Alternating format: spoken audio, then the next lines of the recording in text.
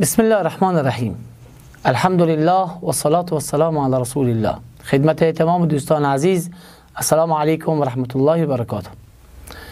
دوستان زیادی سوال میکردند و میپرسیدند که چگونه خضوع و خشوع را در نماز به دست بیاوریم، چگونه این نعمت الهی برای انسان پیدا می شود که در نماز خود با قلب حاضر در حضور الله متعال ایستاده شود. به این خاطر مصلحت بر این دیدیم که کلیپی کوچک در حدود 10-15 دقیقه در این مورد ثبت کنیم. ابتداً باید متوجه باشیم که خضوع و خشوع بنابر گفته شیخ الاسلام ابن تیمیه رحمه الله از جمله واجبات نماز است، چنانچه همین قول از امام حسن بصری و از امام سفیان ثوری رحمت الله علیهما نیز نقل شده و استدلال بر این مطلب از آیت قرآن کریم است: قد افلح المؤمنون الذين هم في صلاتهم خاشعون. رستگار شدند آن مؤمنانی که در نماز خود خاشع هستند و خشوع دارند.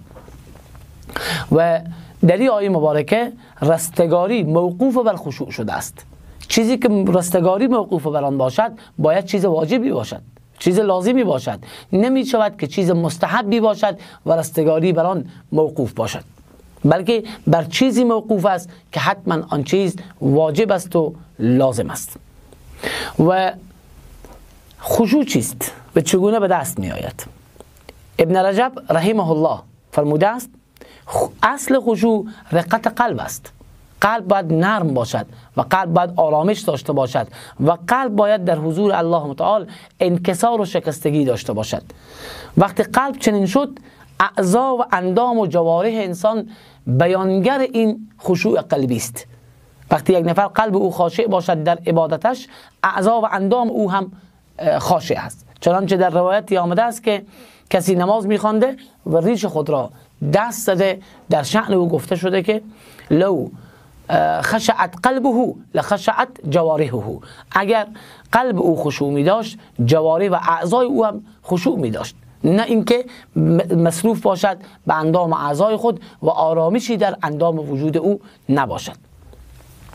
و اساس مسئله خشوع، بعضی مردم فکر میکنن چنین است که وقتی به نماز آمدی همینجا خشوع به دست بیاید. نه، این خشوع که است قبلا رابطه است بین بنده و الله که حاصل شده است. خشوع از صدق محبت به الله سرچشمه میگیرد. وقتی در محبت به الله صادق باشیم و وقتی که انس به الله داشته باشیم، وقتی احساس قرب به الله بکنیم، وقتی یقین در الوهیت الله متعال داشته باشیم و یقین در ربوبیت او داشته باشیم و فقر خود را و نیاز خود را نسبت به او احساس و درک بکنیم، این سبب می شود که در قلب ما خشوع ایجاد بشود و خشوع قلبی سبب خشوع اندام و اعضا و جوارح ما می شود. و خشوع در نماز را باید بدانیم در مرحله اول که توفیقی است از جانب الله متعال. الله هست که فضل می کند، احسان می کند به بنده و این نعمت را عطا می کند بر اساس زحمت کشی که این بنده کرده است. والذین جاهدوا فینا لنهدینهم سبلنا. آن کسانی که در راه ما کوشش کردند، ما راههای خود را برای آنان نشان دادیم. پس ما اگر می خواهیم خضوع و خشوع به دست بیاوریم در نماز، باید برای این کار تلاش و کوشش بکنیم و این نعمتی است از جانب الله که باید از الله طلب بکنیم و درخواست بکنیم و اظهار نیاز و انکسار به درگاه او بکنیم. الله سبحانه و تعالی در قرآن کریم سوره بقره آیه 45 فرموده است: استعینوا بالصبر والصلاة. از صبر و از نماز کمک بگیرید و انها لکبیرة الا علی الخاشعین. نماز مشکل است مگر بر کسایی که خاشع هستند. پس خاشعینن که میتوانند نماز درست بخوانند. و الله متعال فرموده است: ان الصلاة تنها عن الفحشاء والمنکر. نماز انسان را از فحشا و منکر باز می‌دارد. کدام نماز؟ نمازی که خاشعانه باشد، همان نمازی که سبب فلاح و رستگاری است. و بدان که خشوع در نماز نعمتی است که ما به خاطر آن در حقیقت خلق شده ایم. و ما خلقت الجن والانس الا لیعبدون. من انس و جن را نیافریدم مگر به خاطری که پرستش کنند، مرا بپرستند. حالا این پرستش الله متعال یعنی چی؟ یعنی نهایت خضوع و تذلل به پیشگاه الله متعال. و به خاطر به دست آوردن این نعمت که الله متعال بارها در قرآن کریم به این مطلب اشاره کرده، مثلا سوره انبیاء آیه 90 میبینیم: و یدعوننا رغبا و رهبا و کانوا لنا خاشعین.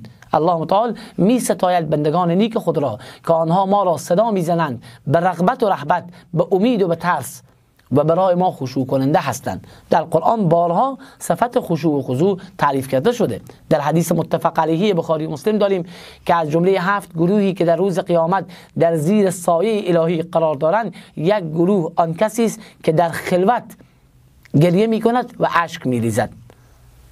و رجل ذکر الله خالیا ففاضت عیناه، مردی که در خلوت خود، یا مراد از مرد شخص است، چه مرد چه زن، در خلوت خود اشک بریزد به خاطر رابطه ای که با الله دارد، یا به خاطر امید یا به خاطر ترس، که هر دو نوعی از اشک را با خود همراه دارد. مهمترین چیزهایی که سبب خشوع می شود چیست؟ چگونه این نعمت را به دست بیاوریم؟ اولین چیزی که هست صلاح قلب است. قلبی که در آن کبر باشد، قلبی که در آن حسودی باشد، قلبی که در آن حب دنیا باشد، قلبی که در آن کینه مسلمانان باشد، این قلب نمیتواند خشوع داشته باشد در نماز، و این توقع را هم از این قلب نباید داشته باشید. مثل ماشینی که داخل او ما تیل خراب بریزیم، تیل فاسد بریزیم، باز بعدا توقع بکنیم برای ما کار خوب انجام بده، انجام نمیده. پس اولین کار و اولین سبب برای اینکه خضوع و خشوع در نماز داشته باشیم صلاح قلب است. دومین سبب استقامت جوارح است که اندام و اعضای ما کارهای نیک انجام بدهد در غیر وقت نماز. ما در دیگر اوقات کوشش کنیم، تلاش کنیم که کارهای نیک انجام بدهیم و از کارهای بد پرهیز بکنیم. اینها سبب می شود که در نماز هم باز ما خشوع به دست بیاوریم. و البته این صلاح قلب و این استقامت جوارح حاصل نمی شود مگر با معرفت قوی نسبت به الله متعال و نسبت به دین الله، نسبت به روز آخرت، نسبت به پیامبران الهی، نسبت به کتاب الهی. هرچه معرفت ما اینجا زیاد بشود، خضوع و خشوع ما همون اندازه بالا می رود. الله سبحانه و تعالی در باب معرفت خود چنین دستور داده: فعلم انه لا اله الا الله، بدان که او غیر از او معبودی نیست.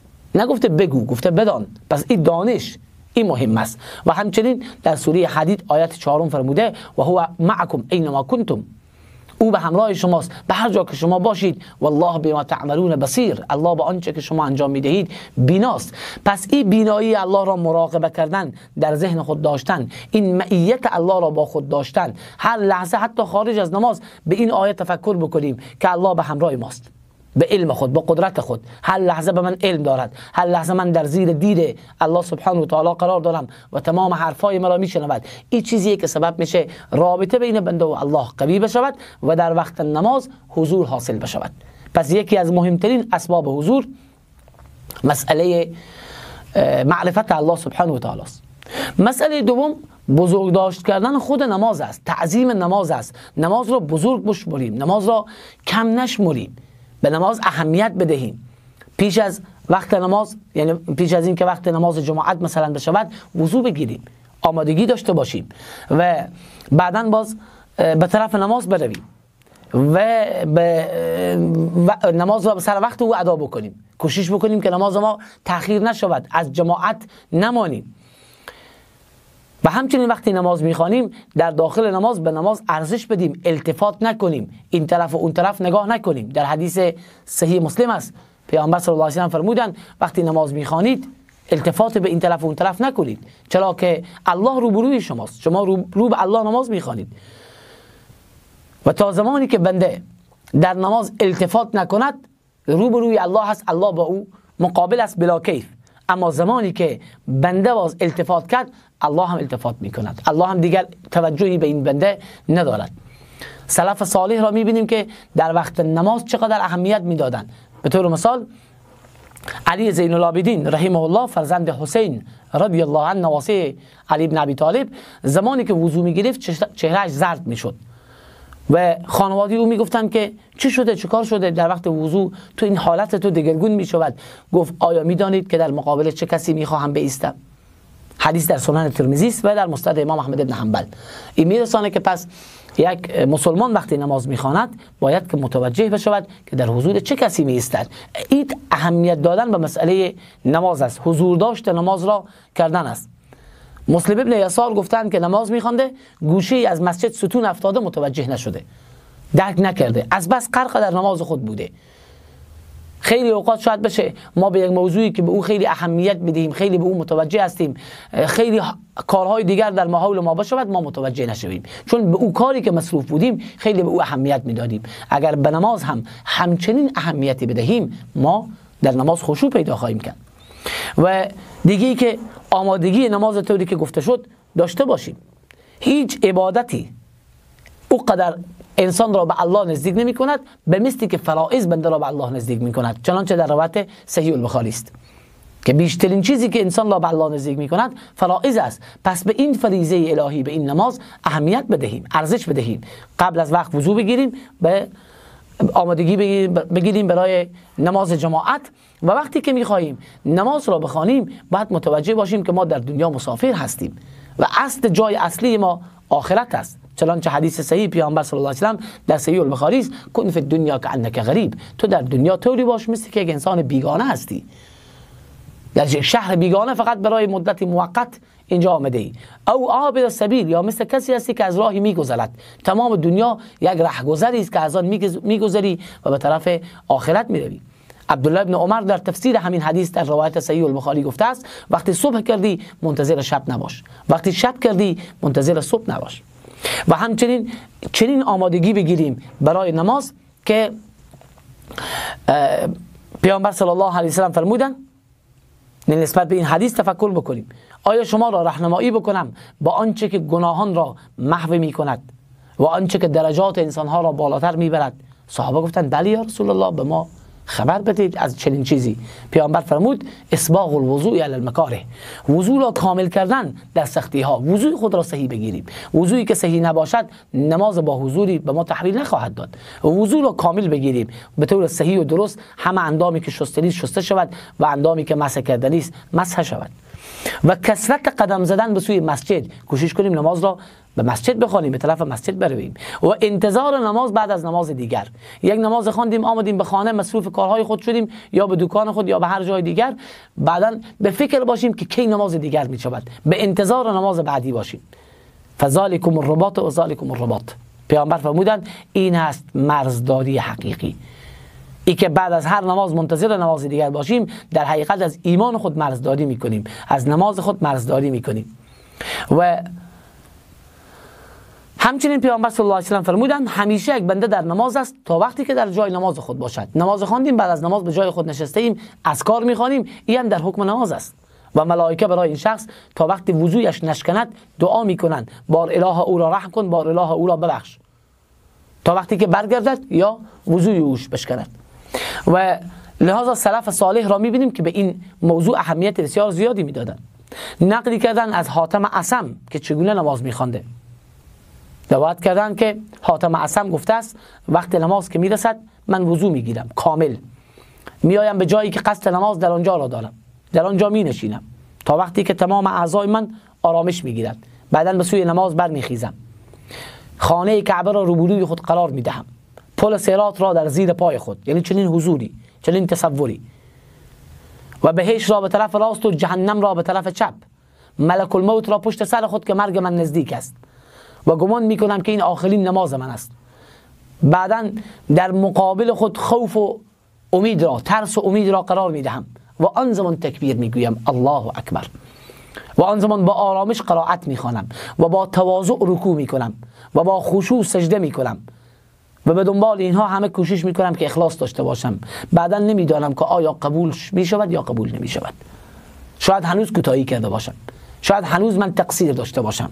اینقدر خود را پایین میبیند و بزرگی الله را مد نظر خود دارد.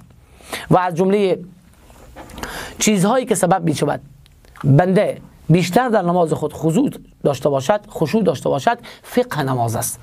احکام نماز را یاد داشته باشیم. اگر ما احکام نماز را یاد نداشته باشیم نماز درستی نمیتوانیم بخوانیم. او شخص آمد داخل مسجد نماز خواند، با آرامش نماز نخواند، قومه و جلسه درستی نداشت. وقتی آمد پیش رسول الله صلی الله علیه و سلم، پیامبر علیه السلام به او فرمودند قم فصلی فانک لم تصلی، برخیز نماز بخوان که تو نماز نخواندی. پس نمازی که خضوع و خشوع ببخشید آرامشی در آن نبود و طبق قوانین صحیح شرعی انجام نشد، اون نماز نمیتواند که خشوع داشته باشد.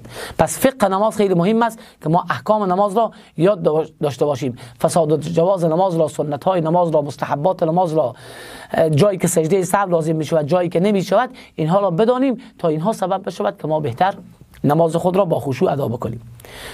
کار دیگری که سبب می شود در نماز خشوع داشته باشیم ستره گرفتن است. در جایی که می دانیم از جلوی نماز ما شاید کسی بگذارد، یک چیزی بگذاریم جلوی نماز خود. این سبب میشه که بیشتر خضوع و خشوع نماز ما حاصل بشود.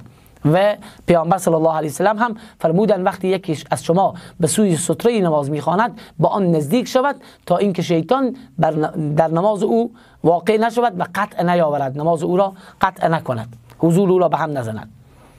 دیگه در نماز وقتی که تکبیر افتتاح را میگوییم، یعنی در مجموع توجه به حضور اذکار نماز، یعنی حضور داشته باشیم که این اذکار چی معنا میدهد. مثلا وقتی میگیم الله اکبر، الله بزرگتر است از همه چیز، معنای این مطلب رو واقعا در ذهن خود ملاحظه بکنیم. الله از همه چیز بزرگتر است، پس بهترین چیزی که به او تفکر بکنم الله سبحانه و تعالی است که در حضور او ایستاده شدم. و اینجا می شود که اولین نتیجه خضوع و خشوع را به دست می آوریم و شیرینی ایستادن در مقابل الله را احساس می کنیم، به شرطی که مفهوم الله اکبر را مد نظر بگیریم. وقتی متوجه بشیم که وسع کرسیه السماوات والارض، کرسی الله و آسمان ها و زمین را در بر گرفته است و الله له ملک السماوات والارض، پادشاهی آسمان ها و زمین از اوست و در مقابل ذاتی قرار دارم که تمام عالم هستی را به وجود آورده است و در یک لحظه نابود می کند. این سبب میشه که این الله اکبر ما سبب به اصطلاح خضوع و خشوع در نماز بشه، تذلل ما در مقابل الله متعال بشه. عامر ابن عبدالله از جمله اصحاب مبارک پیامبر صلی الله علیه و سلم است. گفتند که در خانه نماز میخوانده، از بس خشوع داشته دختر و بچه ها دیره اگر به خانه میزدن بازی میکردن نمیفهمیده. بعدن به او گفته میشده که آیا چیزی شنیدی؟ میگفته نه. میگفتن که در نماز به چه چیزی تفکر میکردی؟ گفته به وقوف در مقابل الله سبحانه و تعالی. فقط به این فکر بودم که در مقابل الله هستم و به این فکر بودم که به سوی کدام یک از دار برمیگردم، دار دنیا یا دار آخرت. یعنی از این نماز دوباره به دنیا برمیگردم یا میروم به طرف آخرت. گفتند آیا چیزی از امور دنیا را در نماز فکر کردی؟ گفت که اگر تمام تیرها و نیزه ها در بدن من فرو برود برایم لذت بخشتر است از اینکه در نماز چیزی را احساس کنم که شماها در نماز خود احساس میکنید. این حالت به یک بار به دست نمی آید. این زمانی می شود که شخص زحمت بکشد و تلاش بکند و کوشش بکند. دیگه تأمل و تفکر کردن در معنای دعای استفتاح، سبحانك اللهم وبحمدك، سبحانك اللهم وبحمدك اشهد ان سبحانك اللهم وبحمدك وتبارك اسمك وتعالى جدك ولا اله غیرک. تفکر در معنای او که حالا وقت زیاد گرفته میشه که من اینا رو توضیح بدم. بعدا تفکر در مفهوم سوره مبارکه فاتحه، تفکر در معنای سوره‌ای که تلاوت میکنیم، آیاتی را که میخوانیم. وقتی میگوییم مالک یوم الدین، مالک روز جزاست، چه چیزی را تصور میکنیم و چگونه ذاتی را ملاحظه میکنیم. الله متعال در قرآن کریم فرموده است لو انزلنا هذا القرآن على جبل لرأيته خاشعا متصدعا. اگر این قرآن را بر کوه نازل میکردیم، کوه خاشع و متصدع میشد، تکه تکه میشد و خشوع و خضوع میکرد. و انسان پس باید تفکر کند. و همچنین افلا یتدبرون القرآن ولو کان من عند غیر الله لوجدوا فيه اختلافا كثيرا. آیا این انسان ها در قرآن تدبر نمی کنند؟ اگر از نزد غیر الله می بود در آن اختلاف می دیدند. پس تدبر در قرآن یک وظیفه است، یک مسئولیت است. و دیگه وقتی به رکوع می رویم، خضوع و خشوعی که در رکوع هست این را مد نظر بگیریم. چنانچه در حدیث است در صحیح مسلم پیامبر صلی الله علیه و سلم وقتی که به رکوع می رفتن این دعا را می خواندند: اللهم لك رکعت، بار اله برای تو رکوع کردم، و بیک آمنتو، به تو ایمان آوردم، و لک اسلمتو، به تو تسلیم شدم، خشع لک سمعی و بصری و مخی و عظمی و عصبی. خشوع کرده است برای تو شنوایی من، بینایی من، مخ من، مغز وجود من و استخوان من و عصبهای من، تمام وجود من در این حالت رکوع برای تو خضوع و خشوع کرده است. این یک نوع حضور داشتن است که این کلمات را به زبان می آورد و این معنا در وجود موجود است. و همچنین وقتی که به سجده می رویم قرب الهی را مد نظر بگیرید. در حدیث صحیح مسلم است پیامبر صلی الله علیه و سلم فرمودند بیشترین زمانی که شما به الله نزدیک میشوید زمانی است که شما در سجده هستید، پس زیاد دعا بکنید در این حالت. پس در سجده باید قرب الله متعال را مد نظر خود بگیریم و این قرب و این حضور در مقابل الله سبب میشه که خشوع و خضوع برای ما پیدا بشود. پیامبر صلی الله علیه و سلم در سجود خود این دعا را گاهی اوقات می‌خواندند: سبحان ذی الجبروت والملکوت والکبریاء والعظمت.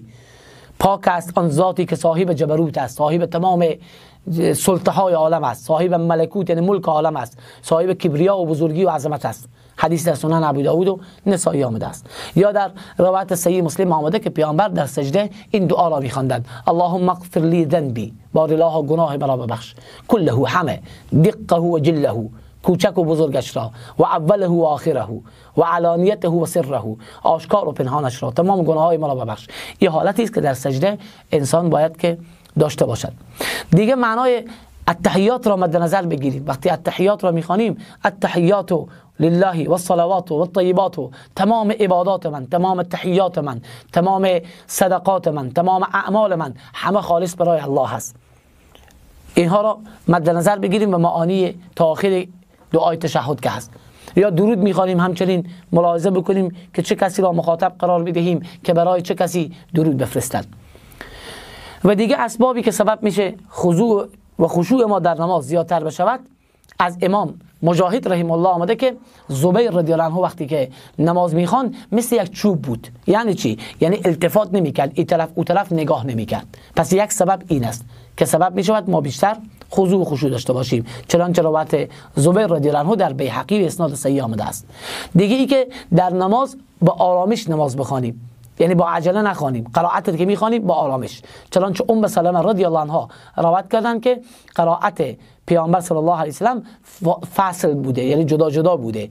الحمدلله رب العالمین الرحمن الرحیم مالک یوم الدین، جدا جدا. دعاها هم که میخوانیم: سبحان ربی الاعلی، سبحان ربی الاعلی، جدا جدا. سبحانك اللهم وبحمدك وتبارك اسمك وتعالى جدك ولا اله غيرك، جدا جدا. التحيات لله والصلوات والطيبات، آرام آرام. این سبب میشه که ما با بیشتر حضور در نماز پیدا بکنیم. و دیگه ای که رکوع سجده ما، قومه و جلسه ما با آرامش باشد. و دیگه ای که مکان مناسب را اختیار بکنیم که جایی باشد که آرام باشد، جایی که سر صدا و شلوغی است اینجا نماز نخوانیم تا جایی که امکان دارد. به جایی بدیم که جای خالی از تشویش و پریشانی باشد. دیگه لباس مناسب اختیار بکنیم. الله تعالی فرموده است: یا بنی آدم خذوا زینتکم عند کل مسجد. در هر مسجد، در هر سجدگاه شما زینت خود را بگیرید، یعنی لباس زیبای خود را بپوشید. پس لباس منظمتر، لباس برابرتر در وقت نماز بپوشید. دیگه پناه بردن از شیطان به الله سبحانه و تعالی، که شیطان میاد وسوسه میکند انسان را و انسان به الله پناه ببرد از شر شیطان رانده شده. اعوذ بالله من الشیطان الرجیم. دیگه از چیزهایی که سبب میشود ما حضور در نمازهای خود داشته باشیم نماز شب است و ملازمت توبه. نماز شب بخوانیم و در سحرگاهان استغفار بکنیم و توبه بکنیم و نمازهای نافله کوشش کنیم که زیاد بخوانیم و اخلاص و صدق به همراه الله را زیاد داشته باشیم. اینها چیزهایی است که سبب می شود در وقت نماز ما حضور و خضوع و خشوع داشته باشیم. البته اینهایی که در اینجا گفته شد اینها نیست که تمام اسباب خضوع و حضور همینها باشد، میتونه خیلی بیشتر از اینها باشد. اما اگر کسی واقعا اینهایی که گفته شد انجام بدهد، این نعمت بزرگ الهی را که انس با الله متعال است این را به دست می آورد و بعداً اسبابهای بیشتری هم شاید خودش به دست بیاورد و کسب بکند. الله متعال به فضل و کرم خود از عالم غیب، از خزانه های غیب خود برای همه ما و شما حضور و خشوع در نماز عطا بفرماید و ما را اهل بهشت قرار بدهد. السلام علیکم و رحمت الله و برکاته.